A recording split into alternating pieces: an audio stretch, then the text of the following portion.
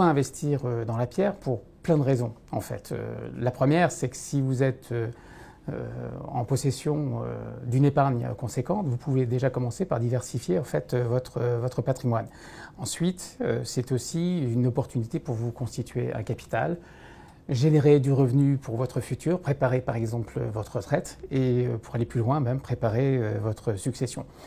Et pour finir, je dirais que c'est aussi l'occasion, à travers l'investissement dans la pierre, de travailler à réduire potentiellement vos impôts. La question avant de se décider à acheter un bien, c'est est-ce que j'ai une situation patrimoniale pertinente pour faire ce type d'investissement? Est-ce que mes revenus le permettent? Mais sur le fond, on peut acheter du neuf, on peut acheter de l'ancien, on peut acheter des appartements aussi, par exemple. 92% des investissements aujourd'hui se font plutôt sur ce type de biens. On peut acheter de la maison, on peut acheter de la cave, on peut acheter des parkings, on peut aussi acheter du local professionnel, on peut éventuellement acheter plusieurs lots. Et pour finir, on peut même acheter de la pierre papier. En fait, aujourd'hui, les options sont assez larges à travers ne serait-ce que les SCPI ou les EPCI qui offrent des possibilités en la matière et dont la mise de fonds de départ est parfois moins importante que d'acheter en direct un appartement. Financer à crédit, il faut se rappeler qu'un crédit, c'est de l'épargne future. Donc c'est un point qui n'est pas négligeable, ça vous contraint en fait à faire un effort d'épargne. Et donc le financement du crédit, rien que pour ce principe-là, a toute sa pertinence. Ensuite, il y a un autre aspect qui est vraiment très important, c'est que 75% des investisseurs financent leur opération à crédit. C'est que quelque part, ça doit avoir du sens. Et donc quel est ce sens? Deux illustrations rapides.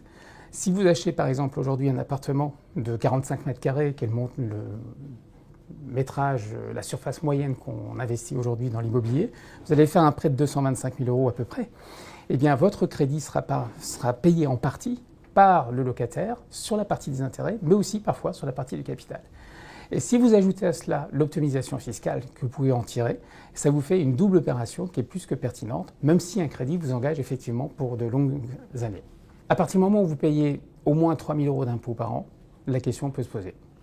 En fait, en détail, on regarde la tranche marginale d'imposition et c'est ça qui va constituer l'effet de levier le plus pertinent pour se poser la question de l'investissement. Une aide fiscale suppose qu'il y a une volonté de l'État à accompagner un secteur économique qui le mérite, et qui dit aide dit aussi parfois contrainte. Alors, le dispositif le plus connu en matière immobilière, qui perdure depuis de longues années, il ne fait que changer de nom au gré des évolutions parlementaires, c'est actuellement le dispositif Pinel.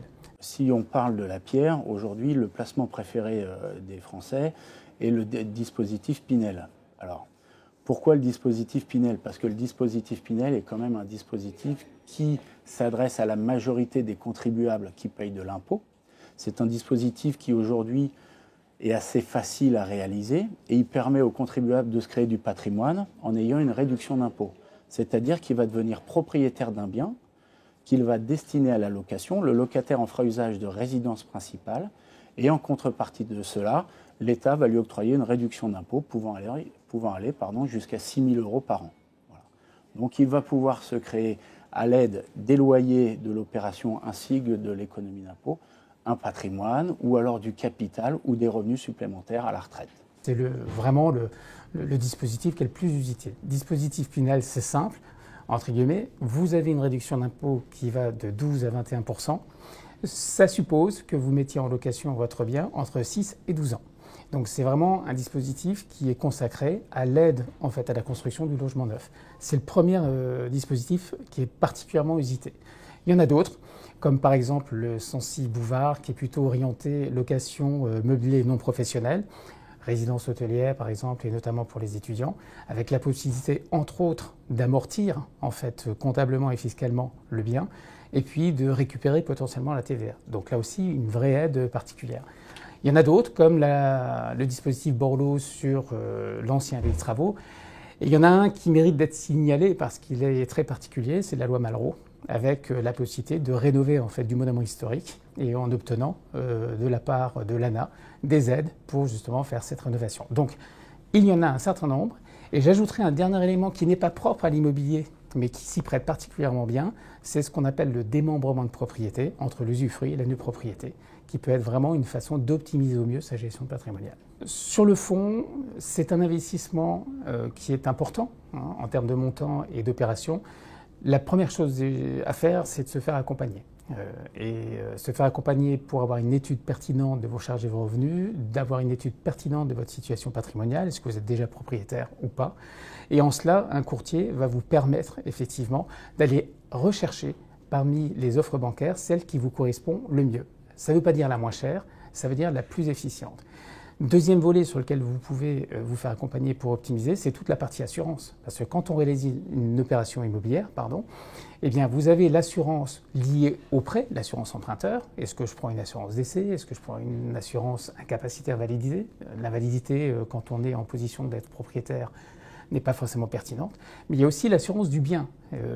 Concernant le bien, est-ce que je peux me couvrir des dégâts que peut poser un locataire dans l'usage du bien?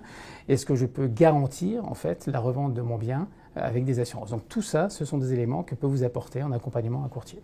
Comment faire? Vers quelle banque s'orienter? Alors l'avantage en travaillant avec la CAFPI, c'est que la CAFPI aujourd'hui a un spectre tellement large qu'elle est capable de travailler avec des banques spécialisées dans ces montages juridiques et fiscaux que dans la banque de dépôt si besoin. Donc on a quand même la chance de pouvoir faire une équipe gagnant-gagnante avec la CAFPI qui va permettre aux contribuables d'avoir une belle opération grâce à un financement le mieux adapté au profil fiscal de l'investisseur. When it's time to go down and go down, like whatever, I only fuck with those I fuck with that you can't fuck with.